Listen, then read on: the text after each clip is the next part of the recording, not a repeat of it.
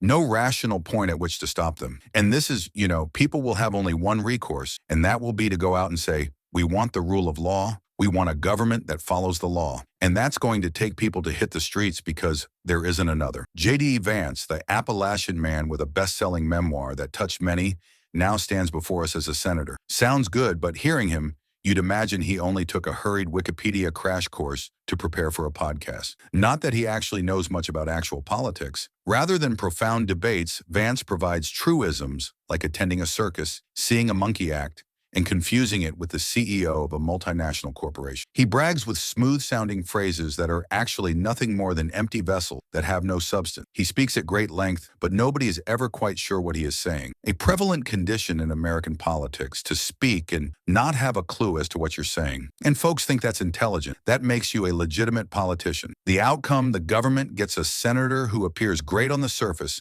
but is truly a kiddie pool. Deep enough to wade toes in, but hardly deep enough to dive. This is the same law school as JD Vance. What do you think? What do you think he learned there that prepared him for what went down last night? I think that what he could have gained out of Yale Law School would be just sort of trying to be ethereal. Yale Law School. Simply reading the name impresses everyone. But Conway tells a secret. Yale for Vance was only a school to learn how to talk slickly and sound intelligent without studying law. Imagine a law school that, rather than educating lawyers who know the law, educates students into professional wordsmiths. What would be the outcome? Of course, it's all a lot of folks good at evading questions, reciting vague philosophical platitudes that make people ooh and ah without actually comprehending anything. That is, Yale for Vance was more show school than lawyering school. Once Vance graduated, he can refine his image and speak handsomely, but his real knowledge of law is incomplete. To put it bluntly, Vance is similar to a new artist learning to paint, but who claims to be the Picasso of American politics. Trump, we know, essentially is kind of like a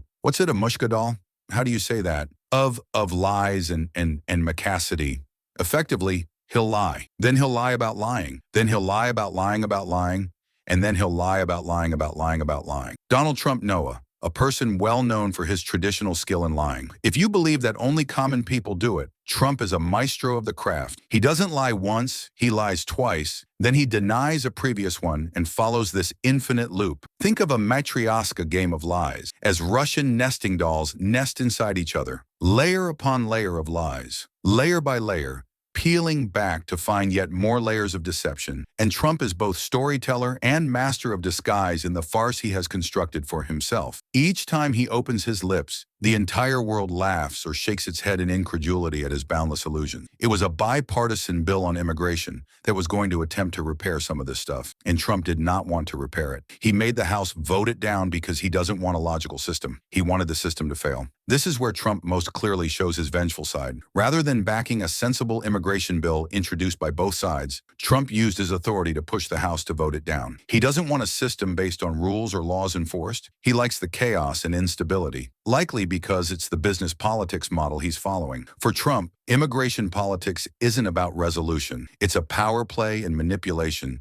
that leaves people in confusion and disquiet. I do believe one of the reasons Obama and Kimmel behaved like two heavyweight boxers who fight not with their fists, but with the strength of their words, delivering knockout blows. Obama especially does not have to yell. With a few biting, well-crafted sentences, he coolly and convincingly beats Trump in conversation. His measured pace is a reminder that democracy is not about rhetoric or hyperbole. It requires actual, substantive action and leadership. Trump, once seen as soft as jello, but appearing to be hard as steel, now is unable to rally a coherent counterattack. Maybe he's left wondering if he really is the winner that he always claims to be when his own confidence wavers so violently under such withering criticism. I believe as a politics of belittling, in very direct language, Muslim Americans who are patriots, or talking about women not in terms of their intelligence and their character, in terms of how you act and how you present yourself. It doesn't mean that I've ever heard this speech before, trust me. It doesn't mean that you're impeccable. No, I need that from you. Obama doesn't have to shout to get Trump to take a step back. His style is stern but effective. He just points out Trump's blatant shortcomings, particularly how he treats minority groups and women, laying bare these vulnerabilities with precision. With elegance and subtlety, Obama highlights that politics must never be a matter of ego or personal interest, but a matter of striving for the common good of all the citizens. Furthermore, he mildly rebukes Trump's continuous skepticism regarding the election process being crooked, highlighting the essence of respect and decorous behavior in leadership, a lesson on decorum per se. Obama's humorous quip regarding advice from his own advisors is a loving but stinging slap, making his point both with humor and force. You know, a lot of fans are asking why the Dodgers organization, the Dodgers players, would ever have anything to do with Trump, why they would go. We must keep in mind that we did have a major fire here at the start of the year, and Donald Trump is the guy who 5 days after the fires had ceased to burn, flipped an imaginary switch and sent millions of gallons of water hundreds of miles away from us. So we owe him. Kimmel once again demonstrates his unparalleled knack for roasting Trump. While the entire nation discusses huge fires, Trump is associated with a myth. Just turn the hypothetical valve to release millions of gallons of water where it's supposed to go. A hard-to-believe story, but with Trump, anything can happen. Kimmel continues the farce, ridiculing that we owe Trump because he allegedly flipped on the life-saving water valve following the disaster, but it was a hypothetical valve. Hi, let me clarify, y'all. Joe Biden mailed you a check during the pandemic, just as I provided people with relief during the Great Recession. The difference was, we didn't put our name on it because it wasn't about our egos. It wasn't about promoting our politics. It was about assisting people. That's the difference. Don't be doing that. He wrote you a check.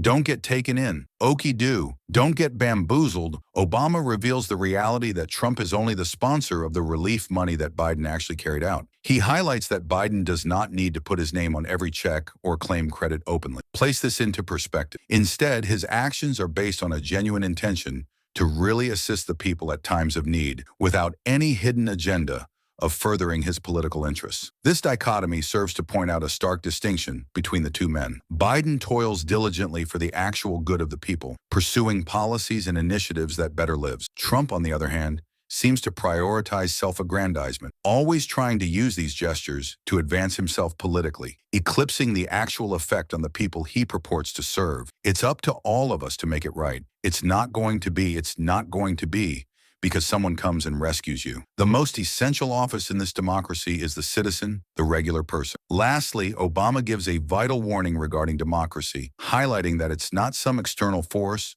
or entity who will rescue the country, but the responsibility that rests in every citizen's hands. He emphasizes that the authority to uphold and defend democracy lies in the people themselves. Without participation and involvement in the democratic process, promises of progress and change are illusions or fantasies.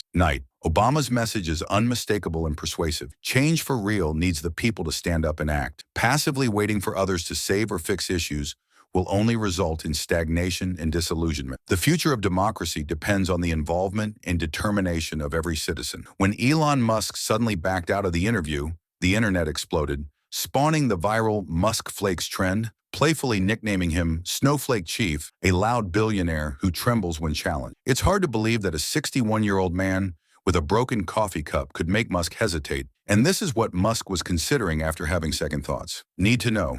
And believe me, I do not need to know. But after considering his proposition, I thought, hey, Musk is a free speech warrior, willing to battle the world, but confronted with Jon Stewart and the microphone of The Daily Show, he began breaking into a sweat. Initially, it looked like an unedited interview would be a cakewalk, but nobody expected. But after considering his proposal, I thought, hey, that's actually how the in-studio interviews usually go. The Daily Show graciously offered Musk free rein. He could ramble on as long as he pleased, even joking to air nothing else but wait for Musk to arrive. But rather than having the stage, Musk suddenly accused Stewart of being conservative and a propagandist, then disappeared from the scene. He also made it public. Musk followed with, Jon Stewart is more of a propagandist than it would appear. Jon is too rigid. He was more bipartisan, used to be. Monday morning, Stewart had this from us. Jon Stewart came back to The Daily Show sharp as a scalpel, dissecting Musk's notorious dog project without hesitation. Stewart ridiculed that Musk was not cutting through waste but playing emperor, conducting government as a whim, injuring the very individuals he professed to assist. Stewart forthrightly declared, so they wanted to baby-proof. So this is, anyway,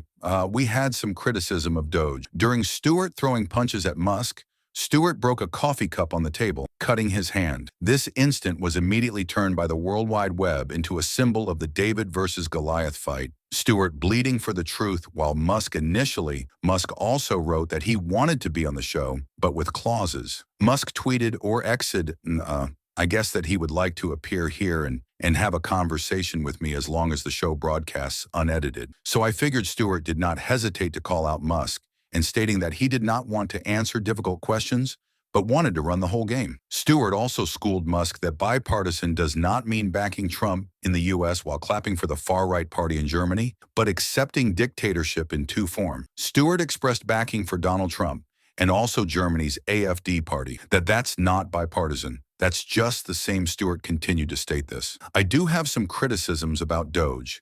Beneath the Walkout Act lies the truth about the Doge project, where Musk carried out huge layoffs crippling vital services. There were a lot of Trump cabinet officials who also opposed his chainsaw-style cost-cutting. The scene was painted as follows: key individuals he's chosen to operate. The agencies had come to sort of breaking point regarding what they refer to as Elon Musk's chainsaw method here, to the cuts, and the meeting was in the cabinet room. The president was chairing 20 officials present, then the veterans.